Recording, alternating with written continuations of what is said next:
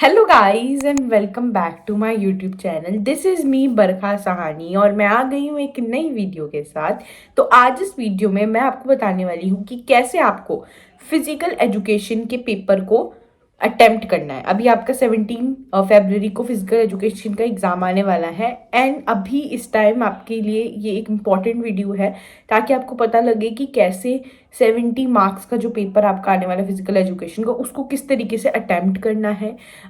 किस तरीके से क्वेश्चंस में आंसर लिखना होता है फिजिकल एजुकेशन में, कौन सा सेक्शन पहले करना चाहिए, कैसे करना चाहिए, वो सब कुछ मैं आपको इस वीडियो में बताऊंगी। तो इस वीडियो को पूरा अच्छे से देखना। तो इस वीडियो को शुरू कर, ये आपका जो एग्ज़ाम है वो 70 मार्क्स का होने वाला है।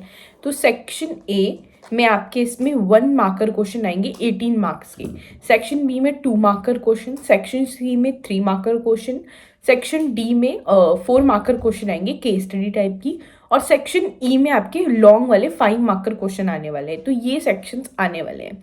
तो अभी कैसे सॉल्व करना है आपको पेपर, तो सबसे पहले जब पेपर आपके हाथ में आएगा फिजिकल एजुकेशन का, तो जो आपको रीडिंग टाइम मिलेगा पेपर के शुरू में 15 मिनट का, तो उसमें ट्राई करना उस रीडिंग टाइम में जो एमसीक्यूज है ना वो सॉल्व कर लो। जो 18 मार्क्स के एमसीक्यूज है ना उनको सॉल्व करने की ट्राई करना। जितने मैक्सिमम एमसीक्यू आप उस टाइप में सॉल्व कर सकते हो उनको सॉल्व कर लेना। इससे क्या होता है, आपका 15 मिनट का रीडिंग टाइम वेस्ट नहीं होता। हम क्या करते हैं, पेपर देखने लग जाते हैं, क्वेश्चन देखने लग जाते हैं, ठीक है, बट इससे अच्छा आप क्या करो, एमसीक्यू सॉल्व कर लो उस टाइम में, क्योंकि आप उस टाइम नहीं लिख सकते है ना, लिख तो सकते नहीं हो पेपर में कुछ, तो इसलिए आप अपना टाइम वेस्ट मत करो, आप एमसीक्यू सॉल्व कर लो ताकि आपको आंसर से पहले आपको आंसर एमसीक्यू के पता हो। जब पेपर में हाथ में आए तो बस आपको एमसीक्यू के आंसर लिखने होंगे। तो इसलिए पहले ही एमसीक्यू के आंसर जितने सॉल्व हो सकते हैं उनको टिक कर लो पेपर में, ऐसे ऐसे छोटा मोटा मार्क लगा लो। वो मना करते हैं क्वेश्चन पेपर में लिखने के लिए, बट एकदम ऐसे छोटा सा मार्क लगा लो जिससे आपको पता लग जाए हाँ मैंने इस एमसीक्यू का ये आंसर सोचा था। ऐसे पेंसिल से छोटा सा मार्क लगा लो कि आपको पता लग जाए, और ताकि आपका वो 15 मिनट वेस्ट नहीं होंगे। आपका पेपर जैसे ही हाथ में आएगा तो फटाफट एमसीक्यू के आंसर लिख सकते हो इस तरीके से। तो आपने मार्क कर रखे होंगे। तो अब मैंने जो पेपर किया था जब फिजिकल एजुकेशन का किया था तो वो मैंने पीछे से करा था पेपर, क्योंकि क्या होता है पीछे जो लॉन्ग आंसर होते हैं फिर मतलब पहले पीछे वाली ज़्यादा वेटेज कैरी करता है पेपर। पीछे से अगर आप शुरू करोगे तो पहले 5 मार्क्स के, 4 मार्क्स के, 3 मार्क्स के, 2 मार्क्स के, 1 मार्क्स के ऐसे क्वेश्चन आएंगे। तो इसलिए आप जो है पीछे से पेपर को शुरू करना मेरे अकॉर्डिंग। इससे क्या होगा कि आप लॉन्ग आंसर क्वेश्चन ज़्यादा अच्छे लिख पाओगे, क्योंकि हम शुरू में क्या होते हैं फ्रेश होते हैं है ना, हमें सब कुछ याद रहता है, और लॉन्ग आंसर क्वेश्चन में आपको ज़्यादा कंटेंट लिखना होता है। तो इसलिए आप शुरू में ही सबसे पहले लॉन्ग आंसर लिखना, ताकि आपके वहाँ पे वेटेज जो है 5-5 मार्क्स के जो क्वेश्चन है उसमें आपके अच्छे खासे मार्क्स जो है हो जाए। ठीक है, लाइक आपका अगर पेपर बाद में जाके छूटे भी तो आपका वो वाला पेपर छूटे जिसके मार्क्स कम है ना। शुरू में आपने बड़े बड़े वेटेज वाले क्वेश्चन कर लिए तो फिर बाद में आपको जल्दी नहीं करना पड़ेगा, पेपर बहुत जल्दी नहीं होगी। शुरू में ही पहले बड़े बड़े क्वेश्चन निपटा लो, तो पीछे से पेपर को शुरू करो, पीछे से करो, पहले सेक्शन ई करो, फिर डी करो, फिर सी करो, ऐसे करो। एमसीक्यू आपने थोड़े बहुत पहले सॉल्व कर ही रखे होंगे तो फटाफट से एमसीक्यू लास्ट में हो जाएंगे, सेक्शन नहीं तो लास्ट में बिल्कुल हो जाएगा। बस पहले पीछे से शुरू करोगे आप। अब जब आप लॉन्ग आंसर क्वेश्चन लिखने जाओगे ना तो ये बात ध्यान रखना कि लॉन्ग आंसर क्वेश्चन जब आप 5 नंबर का जो लिखोगे उसमें आपको आंसर में वही कंटेंट लिखना है, फालतू मत लिख कर आना। वो लिखना जो वैलिड हो, जो उस क्वेश्चन में पूछा गया है तो उससे रिलेटेड लिख कर आना। ये नहीं कि फालतू कुछ भी लिखे जा रहे हो आंसर को बढ़ाने के लिए, नहीं। वैलिड पॉइंट्स लिख कर आओगे तो मार्क्स मिलेंगे। तो वैलिड पॉइंट्स लिखने की कोशिश करना जितने वैलिड लिख सकते हो, या फिर अगर जो टॉपिक है उसके अराउंड लिखो, उसके बिल्कुल ही अलग जाके नहीं लिखना है, ऐसे करना है। साथ में जैसे आप आंसर लिखने जा रहे हो लॉन्ग आंसर क्वेश्चन सपोज करो, तो क्या करो, कुछ कुछ ना कीवर्ड्स पहले अपने लिख लो। जैसे सपोज करो मुझे कोई क्वेश्चन आता है, जैसे सैम्पल पेपर में सीबीएसई ने क्वेश्चन दिया है, define strength and differentiate between isometric, isotonic and isokinetic exercises. तो अब ये मेरे को क्वेश्चन आता है तो मैं क्या करूंगी, अगर ये मेरे को क्वेश्चन आता है तो ये नहीं कि मैं तुरंत लिखने लग जाऊंगी। मैं क्या करूंगी, जो मुझे इस क्वेश्चन से रिलेटेड आता है, कुछ ऐसे पॉइंट्स जो मुझे आते हैं, मुझे ये क्वेश्चन को पढ़ते हुए जो मुझे पॉइंट्स याद आ रहे हैं उसको मैं पेंसिल में ऐसे रफ में थोड़े से साइड में लिख लूंगी। जैसे कि बिल्कुल ऐसे छोटा छोटा सा लिखना है जो आपको समझ आ जाए, मतलब एक ऐसे कीवर्ड लिखना है जिससे आपको पूरा वो याद आ जाए।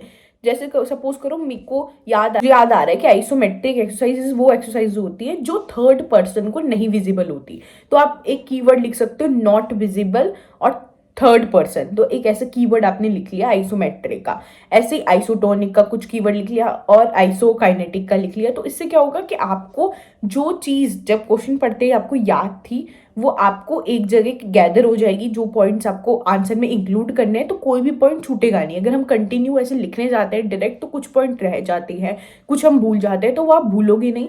सारे पॉइंट जो आपको आंसर में लिखने होंगे वो आप लिख दोगे, क्योंकि आपने ऑलरेडी जब क्वेश्चन पढ़ा था उससे रिलेटेड जो जो पॉइंट्स आपको याद आए थे आपने छोटे छोटे एक जगह पे लिख लिए। और 1-2 मिनट लगाना है इस चीज़ में, ये नहीं कि बहुत टाइम लगाओ, 1-2 मिनट में लिख दिए। अब फटाफट से फिर आपने आंसर लिखना शुरू कर दिया। ये आपको देखना हेल्प करेगी बहुत जगह, फिजिकल में ही नहीं, बिजनेस स्टडीज़ में भी, इको में भी, क्योंकि हम क्या करते हैं आंसर डायरेक्ट लिखने जाते हैं तो बहुत पॉइंट हमारे छूट जाते हैं। तो इसलिए छोटी सी जगह पे जो पॉइंट्स आपको इंक्लूड करने हैं आंसर के अंदर उन्हें लिख लिया करो ऐसे ही रफ में छोटा छोटा, ताकि पता रहे कि हाँ ये पॉइंट आपको इसमें इंक्लूड करने हैं, वो आपको हेल्प करेंगे। एक पूरा आंसर का स्ट्रक्चर बना लिया करो दिमाग में कि किस तरीके से आंसर मुझे लिखना है ना, कि क्या क्या मेरे आंसर में होगा, तो इट विल हेल्प यू। तो ऐसे आंसर को लिखना, तो अब मार्क्स आपको मिल जाएंगे। अब फिजिकल एजुकेशन में आप ना खुद बना के बच्चे आंसर लिखते हैं, तो आप भी खुद बना के लिखना। ऐसा नहीं है कि बुक की पूरी लैंग्वेज लिखनी है, जो बुक में लिखा है वो नहीं होता। बहुत सारे बच्चे कह रहे हैं मुझे फिजिकल एजुकेशन नहीं लर्न हो रही, हम कैसे लर्न करें, हमने पूरे साल फिजिकल एजुकेशन नहीं पढ़ी, तो नहीं लर्न करनी। सिर्फ जो चैप्टर है उसको वन शॉट देखकर हिंदी में समझ लो, टॉपिक्स को समझ लो, हेड पॉइंट्स बस लर्न कर लेना। बाकी इतना कुछ फिजिकल में लर्न करने की ज़रूरत नहीं है। जो चीज़ लर्न वाली है, जो रटने वाली है, वो तो रटो गई, बट वो चीज़ जो समझ के कर सकते हो उसको समझो और अपनी लैंग्वेज में बनाकर लिख कर आओ। इतना कोई हार्ड नहीं है आपका फिजिकल एजुकेशन। जर्नल चीज़ें हैं, जर्नल चीज़ें भी लिख कर आओगे आपको मार्क्स मिल जाएंगे, बस थोड़ी टॉपिक के अराउंड वैलिड पॉइंट्स लिख कर आना। अब ये मत सोचना कि 5 नंबर का क्वेश्चन है तो कितने पेज भर के आने, क्या भर के आने हैं, वो मत सोचना। जो वैलिड पॉइंट्स आपको लगते हैं, जो आंसर से रिलेटेड आता है, जितना लिख सकते हो उतना लिख कर आ जाना, ठीक है। पेज भरने में मत लगना फालतू का। और एक सेक्शन होगा इसमें, मतलब सेक्शन डी, जिसमें थोड़ी केस स्टडी टाइप की या पिक्चर बेस्ड जैसे क्वेश्चन आ जाएंगे, MCQs वगैरह।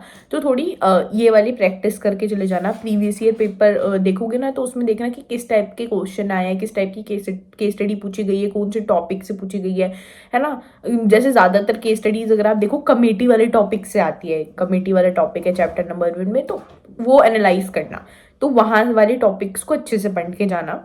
और बाकी मैं कुछ केस स्टडीज़ के क्वेश्चन ना व्हाट्सएप ग्रुप पे डाल दूंगी अपने, इस वीडियो के बाद ही कुछ टाइम में मैं डाल दूंगी, तो जाके चेकआउट कर लेना, मेरे व्हाट्सएप चैनल को ज्वाइन कर लेना, वहाँ पे आपको मिल जाएंगी कुछ केस स्टडीज़ प्रैक्टिस करने के लिए। सेकेंडली जो फिजिकल एजुकेशन है वो एक अच्छा खासा स्कोरिंग सब्जेक्ट है, तो इसलिए अगर आप अभी जितनी भी दिन बचे उसमें भी अच्छे से पढ़कर जाओगे ना तो आपके अच्छे मार्क्स आ जाएंगे। फिजिकल एजुकेशन में अच्छे मार्क्स लाना बुरी बात नहीं है। मैंने भी फिजिकल एजुकेशन एकदम एंड में पढ़ा था एंड मेरे 96 मार्क्स आ गए बिल्कुल एंड में पढ़कर। और वो सब्जेक्ट जो मैं ऐसे पूरे साल से पढ़ रही हूँ, अकाउंट्स, इको, है ना, उन सबसे ज़्यादा मार्क्स मेरे फिजिकल एजुकेशन में आए। तो ये समझ लो कि फिजिकल एजुकेशन को लास्ट में पढ़कर बहुत अच्छे मार्क्स ला सकते हो, अपनी परसेंटेज को बहुत अच्छे से बढ़ा सकते हो। तो इसको आप निगलेक्ट मत करो, अपनी परसेंटेज को बढ़ाने के लिए आप बहुत अच्छे से इसको पढ़कर जाओ। आप सोचो अगर आपके इसमें फुल मार्क्स आ गए तो आपको सोचो कितनी परसेंटेज आपकी जंप कर जाएगी, है ना। थिंक ऑफ दैट एंड उसके बाद इसके लिए आप अच्छे से पढ़ाई करो। और देखो फिजिकल एजुकेशन में वैसे तो पेपर नहीं छूटता, हो जाता है, बट फिर भी एक टाइम को मैनेज करके चलना। लास्ट में रिवीजन का टाइम भी बचे, ऐसे करना पेपर की पहले हो जाए ताकि लास्ट पे रिवीजन कर सको।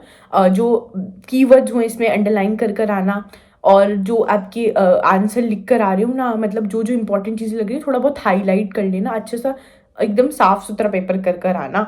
ये बात कह रही हूँ, मतलब एकदम ऐसा क्लीन पेपर कर कर आना। ऐसा लगना चाहिए कि हाँ जो बच्चा लिख रहा है पेपर वो एक टॉपर है, बहुत अच्छा पेपर लिख कर आना।